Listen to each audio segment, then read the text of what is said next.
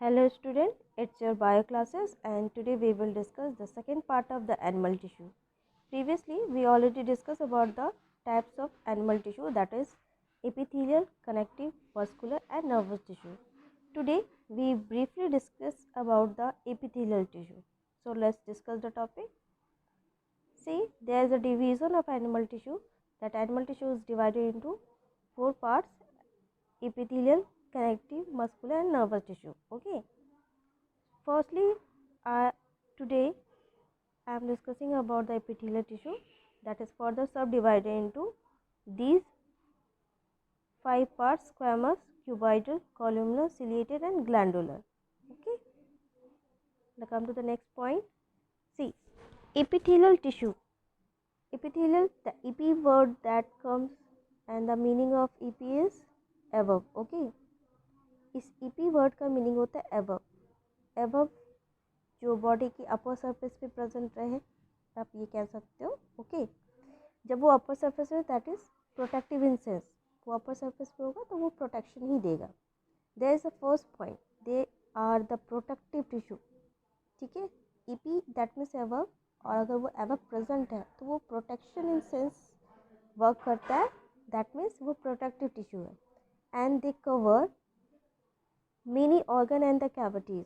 Body के inside जितनी भी ऑर्गन है उसका फर्स्ट लेयर बनाता है थिन लेयर, जिसकी वजह से वो दूसरे ऑर्गन से इसे सेपरेट करके रखता है और इसकी इनर लाइनिंग या फिर आउटर लाइनिंग में हेल्प करेगा. एपिथेलियल टिश्यू कहाँ कहाँ फॉर्म्ड होते हैं या कहाँ प्रेजेंट रहते हैं? There is a points, lining of the blood vessels. Blood vessel जैसे आर्टरी, वेन्स, कैपिलरीज होती है ना, उसकी लाइनिंग्स में ये प्रेजेंट रहेंगे. Lining of the mouth, mouth की भी लाइनिंग बनाते हैं, इनसाइड लाइनिंग. ठीक है. किडनी ट्यूब्यूल्स, किडनी के फॉर्मेशन भी हेल्प करते हैं. किडनी ट्यूब्यूल्स दैट मीन्स जो ट्यूब लाइक स्ट्रक्चर किडनी से यूरेटर वगैरह है, इसमें ये हेल्प करेंगे. स्किन के फॉर्मेशन भी हेल्प करते हैं. Obviously skin have a 7 layers and इसमें एपिथेलियल टिश्यू बिल्कुल हेल्प करेगा क्योंकि स्ट्रेटिफाइड एपिथेलियल टिश्यू इसमें प्रेजेंट होता है. लंग्स एल्वली, लंग्स एल्वली थिन लेयर्ड होते हैं जहाँ पे गैसेस एक्सचेंज होती है. O2 और CO2 का गैसेस एक्सचेंज होता है, वहाँ पे ये प्रेजेंट रहते हैं क्योंकि ये परमेबल मेम्ब्रेन है. अभी हम डिस्कस करेंगे. Now come to the structure and function of epithelial tissue. The main function of epithelial tissue is to act as a barrier. Barrier in sense interruption, gap. अगर दो ऑर्गन प्रेजेंट है तो उनके बीच में ये सेपरेशन प्रोवाइड करता है. एक थिन लेयर की वजह से ये सेपरेशन प्रोवाइड करेगा, that help to separate different organ. Okay. दो ऑर्गन के बीच में एक थिन लेयर जो वो ये फॉर्म कर रहा है एपिथेलियल टिश्यू, उसकी वजह से सेपरेशन रहेगी दोनों ऑर्गन में, मतलब दोनों एक दूसरे के फंक्शंस में इंटरप्शन नहीं कर सकेंगे. Second point, there is a no space between the cells of epithelial tissue. Obviously जब आप टिश्यू के डायग्राम देखोगे एपिथेलियल टिश्यू के, तो उसमें आप सेल्स के बीच में बिल्कुल भी गैप नहीं देखोगे. There is a no intercellular space between the epithelial tissues cells. Okay. आपने जब परमानेंट टिश्यू पढ़ा था उसमें parenchyma, collenchyma, there is a intercellular space, किसी में प्रेजेंट है किसी में नहीं है, बट यहाँ पे बिल्कुल भी प्रेजेंट नहीं होगा. इसके जो सेल्स होते हैं वो परमेबल होते हैं, दैट मीन्स वो किसी भी मटेरियल्स के एक्सचेंज में हेल्प करेंगे. बॉडी पार्ट्स में जितने भी ऑर्गन है या सेल्स है, एक्सटर्नल इन्वायरमेंट से या इंटरनल सेल टू सेल भी जो भी एक्सचेंजेज होंगे इसमें मटेरियल्स के, उसमें ये हेल्प करता है. Okay. The fourth point is epithelial tissue remains separate from the tissue beneath them.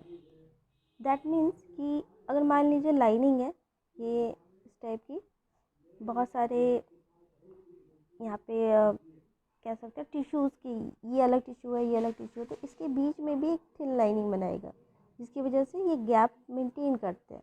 Again I am repeating कि अगर यहाँ पे मान लो एक टिश्यू का फॉर्मेशन है, टिश्यू इन सेंस यहाँ पे बहुत छोटे छोटे सेल्स वही बने होंगे. ठीक है. और यहाँ पे भी एक टिश्यू का फॉर्मेशन है, यहाँ पे भी बहुत सारे सेल्स बने हुए होंगे, तो इसके बीच में एक थिन लेयर ज़रूर बनाएगा. ठीक है. ये ताकि इसके नीचे इस टिश्यू के बीनीथ देम, दैट मीन्स कि इसके नीचे भी जो लेयर्स बने हुए रहेंगे वो एपिथेलियल टिश्यू की वजह से ही होते हैं, ताकि इनका और इनका सेपरेशन रहे, ये दोनों एक दूसरे के वर्क में कहीं भी डिस्टर्बेंस क्रिएट नहीं करें, as it is I am saying in a first. Now come to the types of epithelial tissue. There is a first point, squamous epithelial tissue. Squamous epithelial tissue किसे कहते हैं, उसका function क्या है, like that. Epithelial tissue, they are very extremely thin and flat layers. ठीक है, ये जो फर्स्ट लेयर्स बनाते हैं ना, फ्लैट लेयर्स के होते हैं. It is a tiles like, tiles जैसे होता है ना, थिन टाइप का फ्लोर पे लगाते हैं, वैसे ये थिन टाइप के फ्लैट लेयर्स बनाते हैं. वो काफ़ी थिन होते हैं और ये सेमी परमेबल होते हैं. सेमी परमेबल से ये कुछ पार्टिकल्स को ही परमिट करेंगे एक्सचेंजेस के लिए. May be they are fine particles और gases exchange, yes gases exchange. और ये कहाँ प्रेजेंट रहता है, ईसोफेगस और माउथ की लाइनिंग में.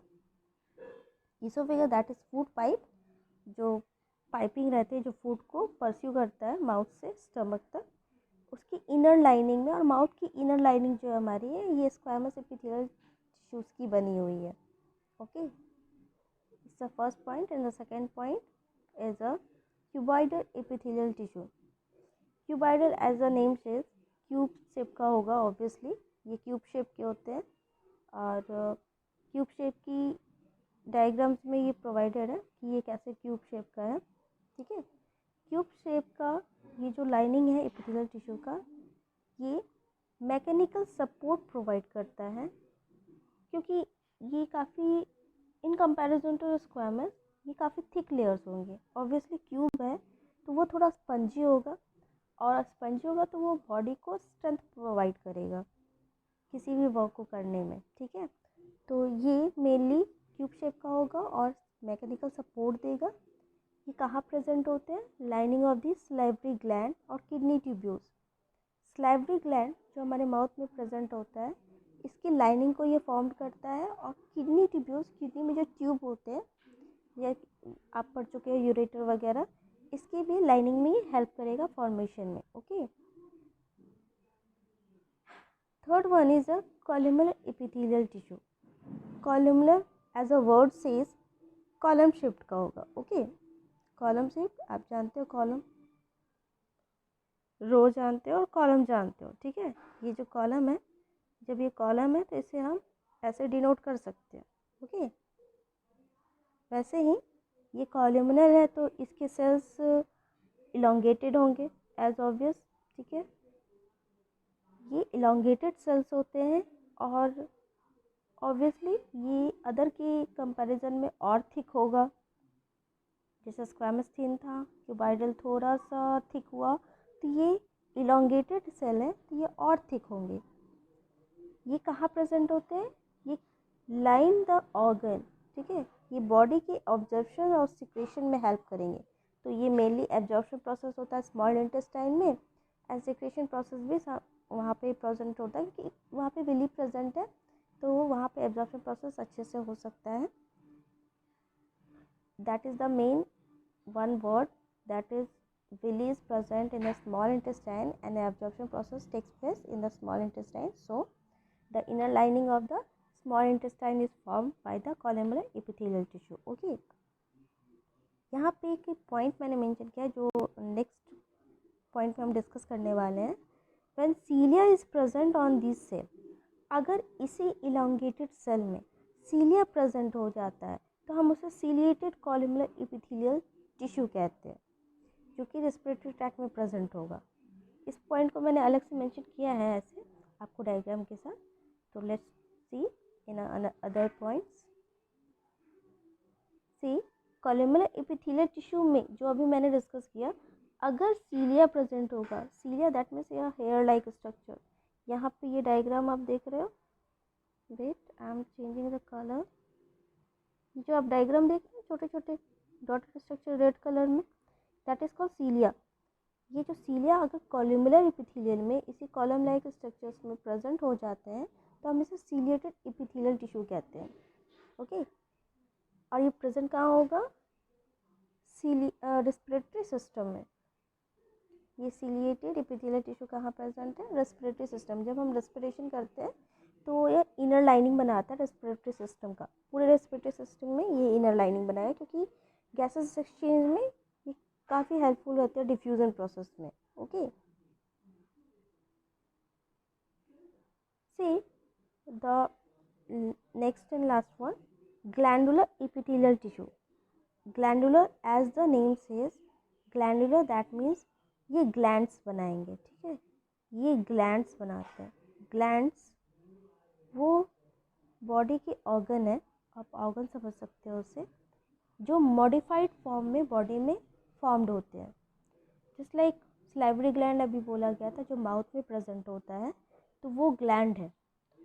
अदर ग्लैंड जैसे लीवर बॉडी का लार्जेस्ट ऑर्गन है और ग्लैंड भी है, क्योंकि वो बाइल को सीक्रेट करता है। और ऐसे ही बहुत सारे ग्लैंड हमारे बॉडी में प्रेजेंट है। जस्ट लाइक जो एक ग्लैंड प्रेजेंट है हमारे बॉडी में स्किन में मेनली, उसे हम स्वेट ग्लैंड कहते हैं। स्वेट दैट मीन्स पसीना।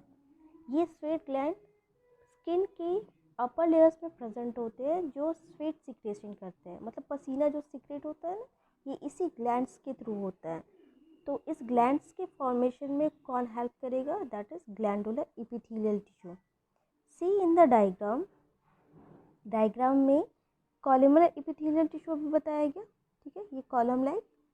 इसी कॉलमुलर एपिथेलियल टिश्यू में जब मॉडिफिकेशन होता है, सी जब इस कॉलमुलर एपिथेलियल टिश्यू में सडनली मॉडिफिकेशन हो जाएगा, तो इसे हम गोबलेट सेल कहते हैं, ठीक है। गोबलेट सेल ये मॉडिफाइड फॉर्म है, कॉलमुलर सेल का, एक कॉलमुलर सेल का मॉडिफाइड फॉर्म है। और यही आगे चल के मतलब और मेच्योर फॉर्म में, दैट इज सिक्रेटिव एक्टिविटीज़ जब तक नहीं कर ले, मतलब secretion chemical formation and secretion start नहीं करते, गॉबलेट सेल अभी फॉर्म्ड होगा। एंड देन जब ये फुल्ली वर्क करने लगेगा, then we called it gland cells. Okay, तब हम इसे ग्लैंड सेल्स कहते हैं। और आपके बुक्स में या फिर कहीं अदर आप स्टडी करो तो आपको एक पॉइंट मिलेगा, दैट इज सूडो स्ट्रैटिफाइड, ठीक है। सूडो स्ट्रैटिफाइड मैं आपको कॉलमुलर से ही बता दूं। सी कॉलमुलर एपिथेलियल टिश्यू में सूडो स्ट्रैटिफाइड, सूडो वर्ड आपने अमीबा के समय में पढ़ा होगा, सूडोपोडिया, ठीक है। तो जो सूडो वर्ड है, उस वर्ड का मीनिंग होता है false, and podia that means feet. Amoeba में सूडोपोडिया जैसे फॉल्स फीट, उनके फीट नहीं होते, पैर नहीं होते, स्टिल वो मूव करते हैं। तो वो साइटोप्लाज्मिक इंक्लूजन से साइटोप्लाज्म को दैट मीन्स थ्रो करके वो अपने आप को मूव करवाते हैं आगे, that is another thing, but the word is pseudo, false. Pseudo stratified में स्ट्रैटिफाइड का मीनिंग होता है layer, false layer that means pseudo false, and stratified that means layer. जो फॉल्स लेयर फॉर्म्ड हो रही है उसके बारे में बताया जाता है सूडो स्ट्रैटिफाइड में। तो आप कॉलमुलर टिश्यू में जब आप देखोगे तो इसमें अलग से आपको कुछ लेयर्स बनते नज़र आएंगे, और अगर वो फुल्ली फॉर्म्ड ना हो तो हम उसे सूडो स्ट्रैटिफाइड कहते हैं। सी यहाँ पे स्ट्रक्चर्स में ये जैसे कॉलमुलर बन नहीं रहा है, मतलब थिन हो गया है, थिक हो गया, ये गॉबलेट सेल जैसा लग रहा है। यहाँ पे आपको डायग्राम बेटरली समझ में आएगा। Wait, I am zooming the topic. See यहाँ पे मोस्ट बेटरली समझ में आ रहा है।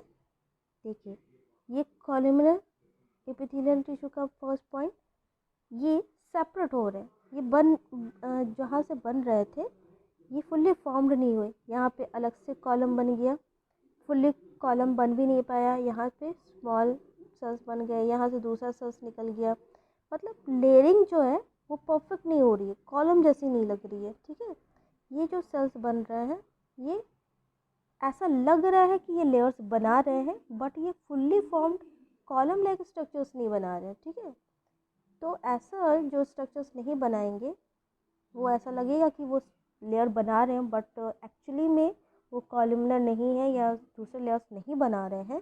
इसे हम सूडो स्ट्रैटिफाइड कॉलमुलर एपिथेलियल टिश्यूज कहते हैं। ओके, कॉलम में ही फुल्ली फॉर्म्ड कॉलम ना बने और छोटे छोटे लेयर्स बन रहे हों सेल्स के, तो हम उसे सूडो कहेंगे, फॉल्स। फॉल्स लेयरिंग हो रही है, बट फॉल्स लेयरिंग की वजह से बहुत सारे सेल्स बन जाते हैं. Okay, see the last division that is stratified epithelial tissue. ये सेकेंड डिवीजन है एपिथेलियल टिश्यू का. ओके, फर्स्ट डिवीजन में आपको 5 डिवीजन करने थे और ये सेकेंड अकेले एक अलग फॉर्म करता है दूसरा डिवीज़न. स्ट्रैटिफाइड वर्ड का मीनिंग होता है लेयर. इस पर्टिकुलर वर्ड का मीनिंग ही होता है लेयर. ठीक है, यहाँ पे बहुत सारी लेयरिंग दिखेगी. यहाँ पे सी, यहाँ पे बहुत सारी लेयरिंग्स है आपके डायग्राम्स में ऑलरेडी. ये क्यूबॉइडल एपिथेलियल का लेयर दिख रहा है, ये स्क्वैमस की लेयरिंग दिख रही है, ये भी स्क्वैमस की लेयरिंग है जिनमें एपिथेलियल नीचे प्रेजेंट है. तो इसमें डिफरेंट डिफरेंट टाइप्स के जितने भी सेल्स अभी बताए गए, क्यूबॉइडल, कॉलमनर, मे बी यहाँ पे कॉलम लाइक स्ट्रक्चर प्रेजेंट हो जाए. इस टाइप के जितने स्ट्रक्चर आप देखोगे different different kinds of cells के लेयर्स, तो उसे हम कहेंगे stratified epithelial tissue. Say in the point, kind of tissue formed when multiple layers of the squamous epithelium are arranged. अगर बहुत सारे स्क्वैमस एपिथेलियल के लेयर्स अरेंज्ड हो जाते हैं तो हम स्ट्रैटिफाइड कहते हैं उसे. जैसे हमारे स्किन में 7 लेयर्स है, अभी बताया था मैंने, स्किन में 7 लेयर्स होते हैं. तो इस टाइप से करके ही बहुत सारे लेयरिंग्स बनाई जा सकती है. बॉडी बनाता है ऑलरेडी इसे. सेकेंड पॉइंट में, squamous cells are arranged in several layers. Obviously बहुत सारे लेयर्स बना रहे हैं और सिर्फ स्क्वैमस ही नहीं, कॉलमनर भी बनाते हैं. कॉलमर स्क्वैमस दोनों मिल के बनाते हैं, इवन क्यूबॉइडल के साथ भी बनाते हैं. ऐसे बहुत सारा डायग्राम्स प्रेजेंट होगा और आप उसे देख सकते हो. बहुत सारे लेयर्स में इसकी अरेंजमेंट होती है और ये मेनली क्या फॉर्म करता है, हमारा स्किन, जो अपर लेयर है स्किन का वो फॉर्म करता है. That is stratified epithelial tissue जो बहुत सारी लेयरिंग्स बनाएगी. होप सो टॉपिक समझ में आया हो और just note it down and keep study. Epithelial tissue के बाद हम लोग next topic connective tissue discuss करेंगे, which is morally lengthy topic but not hard. It's easy. आप ब्लड के बारे में बहुत कुछ जानते हो, लिम्फ के बारे में बताया जाएगा. सो बहुत सारे टॉपिक्स रहेंगे उसमें भी. तो आज एपिथेलियल टिश्यू जो कि अपर लेयर है टिश्यू का, उसके बारे में डिस्कस किया गया. उसके सब टाइप्स जितने भी हैं उसके बारे में बताया गया. So note it down and do your study as well. Thank you.